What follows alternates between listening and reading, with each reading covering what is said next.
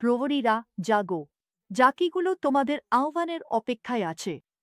এটা প্রহরীদের সময় এবং অবশিষ্টদের সাড়া দিতেই হবে। প্রভুর আত্মা এই মুহূর্তে একটি স্পষ্ট আহ্বান জানাচ্ছেন। প্রহরীরা জাগো, স্বর্গ আবারও প্রাচীরে তাদের স্থান নিতে, চোখে দেখার ও কানে শোনার ক্ষমতা যাদের আছে তাদের ডাকছে। এটা কোনো সাধারণ আহ্বান নয়, এটা আমাদের সময়ের জন্য কৌশলগতভাবে নিযুক্তির আহ্বান। শুনো, আমরা পৃথিবীতে এক বিশাল পরিবর্তনের মুহূর্তে আছি। রাজ্যগুলো কাঁপছে, জাতিগুলো ক্ষুব্ধ হয়ে উঠছে, ইজেবেল সরকারি দরজাগুলো দিয়ে চুপিসারে ঢুকে পড়ছে, জাদুবিদ্যা প্লাবনের মতো বাড়ছে। কিন্তু ঈশ্বর, আমি বলছি, কিন্তু ঈশ্বর শত্রু দরজা ভেঙে ঢোকার আগেই দাঁড়াতে, দেখতে ও সতর্কবার্তা দিতে প্রহরীদের একটি অবশিষ্ট বাহিনী গড়ে তুলছেন। এটা প্রহরীদের সময়, আর যদি প্রহরীরা উঠে না দাঁড়ায়, তাহলে শত্রু আমাদের শহর ও জাতিতে বাধাহীনভাবে ঘুরে বেরিয়ে সুবিধা নিয়ে নেবে। এই মাসে অ্যাওয়েকেনিং প্রেয়ার হাবসের প্রার্থনার মূল বিষয় হচ্ছে প্রহরীদের আহ্বান করা। এই সময় তারা অত্যন্ত গুরুত্বপূর্ণ। আমরা একটি নতুন প্রহরী প্রশিক্ষণ ট্র্যাকও শুরু করছি, তাই আমার সঙ্গে থাকো, আমি এটা একটু খুলে বলছি। প্রহরী কি? প্রহরী শুধু একজন মধ্যস্থ প্রার্থনাকারী নয়, তার চেয়েও বেশি। প্রহরী হলেন একজন ভাববাদী প্রহরাদার, যিনি স্বর্গ ও পৃথিবীর মাঝে দাঁড়িয়ে শয়তানের কৌশল আটকান, ঈশ্বরীয় কার্যকলাপ ঘোষণা করেন এবং প্রকাশনা ও প্রার্থনার মাধ্যমে অঞ্চল, পরিবার, এমনকি ভাগ্যকেও রক্ষা করেন। ঈশাইয়া ৬ জুলাই প্রভু বলেন, আমি তোমার প্রাচীরের উপর প্রহরী বসিয়েছি, হে জেরুসালেম। তারা দিনরাত কখনোই নীরব থাকবে না। তোমরা যারা প্রভুর কথা স্মরণ করো, নীরব থেকো না এবং তাঁকে বিশ্রাম দিও না যতক্ষণ না তিনি প্রতিষ্ঠা করেন এবং যতক্ষণ না তিনি জেরুসালেমকে পৃথিবীতে প্রশংসার বিষয় করে তোলেন। শোনো, এটা কোনো নিষ্ক্রিয় অবস্থান নয়। এটা হল এক ধরনের অবিরাম, সতর্ক, শাসনক্ষম মধ্যস্থ প্রার্থনার আহ্বান। এখন আপনি হয়তো নিজেকে জিজ্ঞাসা করছেন, এখন আমাদের প্রহরীদের কেন দরকার? কি হচ্ছে আসলে? দেখুন, প্রথমত কারণ শত্রু তার নজরদারি আরও বাড়িয়েছে। যেভাবে পর্যবেক্ষণকারী আত্মারা গির্জা, পরিবার এবং শহর জুড়ে ঘোরাফেরা করে, ঠিক তেমনি প্রহরীদেরও আরও তীক্ষ্ণ বিবেচনা ও আধ্যাত্মিক বুদ্ধিমত্তা নিয়ে উঠে দাঁড়াতে হবে। আমরা ২০২৫ সালের যুদ্ধ ১৯৯৫ সালের প্রকাশনা দিয়ে লড়তে পারি না। শুনুন, দ্বিতীয়ত, কারণ আমরা হয়তো বৈশ্বিক ভাঙনের বা জাগরণের দ্বারপ্রান্তে দাঁড়িয়ে আছি। সীমারেখাটা অত্যন্ত সূক্ষ্ম। প্রহরীরা বিচার ও করুণা, ধ্বংস ও মুক্তির মধ্যে টানাপোড়েন ধরে রাখবে। প্রহরী মধ্যস্থতাকারীর হস্তক্ষেপ ছাড়া অন্ধকার অনিয়ন্ত্রিতভাবে ছড়িয়ে পড়ে। তৃতীয়ত, এখন আমাদের প্রহরীর দরকার কারণ অনেক মধ্যস্থতাকারী ঘুমিয়ে আছেন।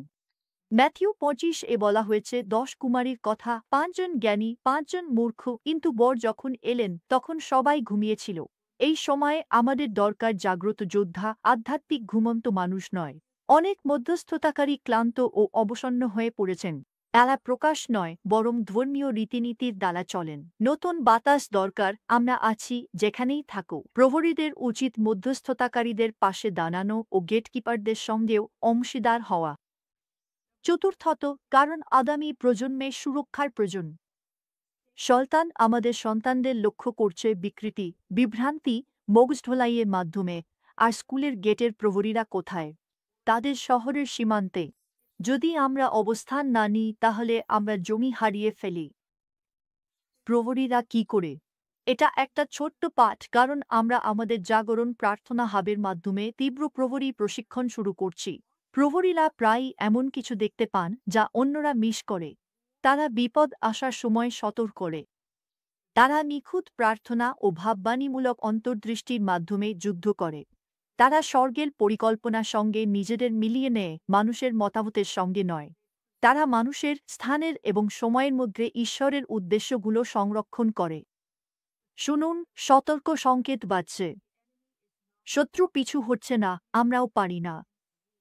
প্রহরীরা ঈশ্বরের প্রাথমিক সতর্কীকরণ ব্যবস্থা। তারা স্থান নিলে শহরগুলো রক্ষা পায়, পরিবারগুলো সুরক্ষিত থাকে, জাতিগুলো সংরক্ষিত হয়। এই কারণেই অ্যাওয়েকেনিং প্রেয়ার হাবসে আমরা এই মাসে এই থিমে একত্রিত হচ্ছি, প্রহরীরা জাগো। আমরা প্রতিটি জাতিতে ভাববাণীমূলক মধ্যস্থতাকারীদের তাদের অবস্থান নিতে এবং স্বর্গের সঙ্গে অংশীদার হয়ে অন্ধকারকে প্রতিহত করতে আহ্বান জানাচ্ছি। এটি কোনো প্রার্থনা ক্লাব নয়, এটি দর্শকদের জন্য নয়, এটি তাদের জন্য যারা পবিত্র তাড়নায় জ্বলছে এবং যারা দেখতে, কাঁদতে ও যুদ্ধ করতে প্রস্তুত যতক্ষণ না ঈশ্বরের ইচ্ছা পৃথিবীতে প্রকাশ পায়। তাহলে প্রশ্ন হচ্ছে, আপনি কি এই আহ্বানে সাড়া দেবেন?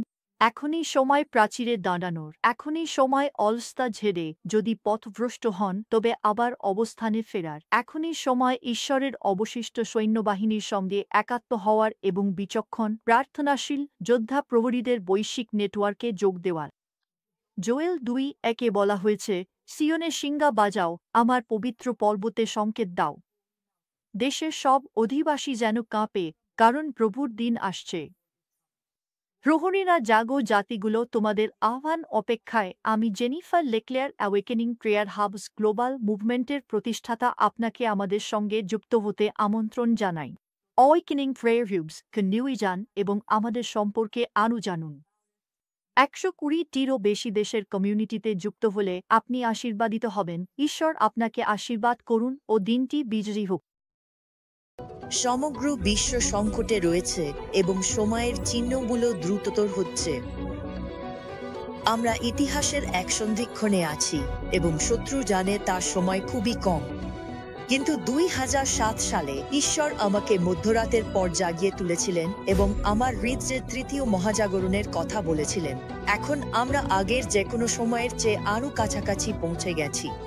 এই কারণেই আমি 1 মিলিয়ন পুনর্জাগরণস্ক মধ্যস্থতাকারীকে আহ্বান জানাচ্ছি যেন তারা আমার সঙ্গে স্বর্গের উদ্দেশ্যে নতুন আবেদন জানাতে যোগ দেয়। আমি অবশিষ্ট প্রার্থনা যোদ্ধাদের একত্রিত হতে আহ্বান জানাচ্ছি যেন আমরা একসঙ্গে আমাদের গির্জা, পরিবার এবং জাতিগুলোতে আক্রমণ করা অন্ধকারকে প্রতিহত করতে পারি। শত্রু প্রচণ্ড রেগে আছে, মহাপতনের সময় শুরু হয়ে গেছে, কিন্তু ঈশ্বর সর্বদা ঐক্যবদ্ধ প্রার্থনা ও উপবাসের জবাব দেন।